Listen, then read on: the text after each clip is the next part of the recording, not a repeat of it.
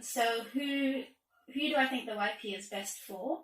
I think it's best for people who are interested in building an economics career. So if you have a master's or PhD in economics, there's a very clear-cut route to progression within the bank. The YP gives you a lot of credibility and exposure. As an economist, you can work on a wide range of issues or either your area of expertise, but there is really a kind of a strong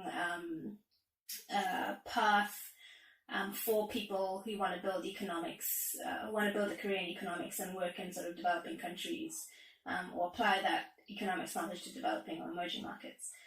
If you're somebody who has specific technical expertise or have worked in technical areas before, so you worked in finance or you worked in a specific area, it might not be that interesting for you, because you might end up as a YP doing work that's beneath what you were doing before, because it's, either supporting a team, researching the social and economic context of a country, doing economic analysis of a project, which might not be that interesting if you have specific, specific experience from a technical perspective. If you were, let's say, a management consultant, it might be interesting, but I don't know if there's projects that would kind of roll over quickly enough for you. Who else might it not work for? Yeah, I think if you work in a particular professional area that's stimulating, that's fast-paced, it might frustrate you.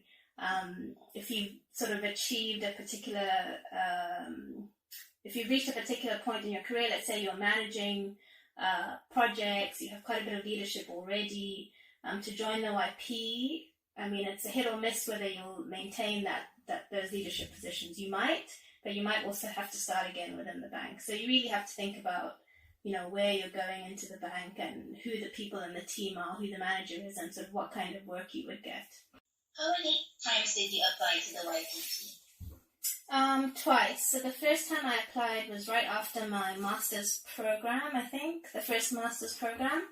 And I'd only had about a year or 2 years of experience at that point, so I didn't really meet the criteria. And then the second time, I had 4 years of experience and I hadn't done any additional graduate courses. So I applied. So I got in the second time I applied. So what are the things that you wish you knew about YPP application process before that no one told you?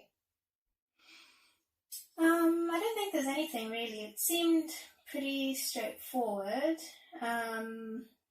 Yeah, it's a weird process, but it seemed pretty straightforward to me. What are the things that you wish you knew about YP life that no one told you before, or any advice that you wish someone told you before? Mm-hmm. I think I wish someone had told me that my team or manager might not be expecting me or might not have a dedicated work program for me. I think that would have made me a little bit more proactive, or at least would have helped me sort of push me to do a little bit more due diligence and figure out who's working on what's happening before I join the bank. What else? Yeah, I think that's the big thing, so that you just know what you know that if there is no plan for you, you need to make a plan, basically.